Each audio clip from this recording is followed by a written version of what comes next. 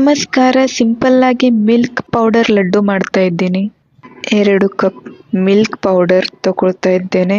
ಹಾಗೆ 1 ಕಪ್ ಹಾಲು ಹಾಕಿ ಗಂಟುಗಳಿರದ ಹಾಗೆ ಚೆನ್ನಾಗಿ ಮಿಕ್ಸ್ ಮಾಡ್ಕೋತಾ ಇದ್ದೇನೆ. ಕಡಾಯಿ ಬಿಸಿ ಆದ್ಮೇಲೆ 2 ಟೇಬಲ್ ಸ್ಪೂನ್ ತುಪ್ಪ ಹಾಕಿ ಅದಕ್ಕೆ ಮೊದಲು ಮಾಡಿದ ಮಿಲ್ಕ್ ಪೌಡರ್ ಮಿಶ್ರಣ ಹಾಕಿ ಲೋ ಫ್ಲೇಮ್ನಲ್ಲಿ ಚೆನ್ನಾಗಿ ಮಿಕ್ಸ್ ಮಾಡ್ತಾ ಇರಬೇಕು. ಈ ರೀತಿ ಗಟ್ಟಿಯಾದಾಗ ಬೇರೆ ಪ್ಲೇಟ್ನಲ್ಲಿ ತೆಗೆದು ತಣ್ಣಗಾಗಲು ಬಿಡಿ.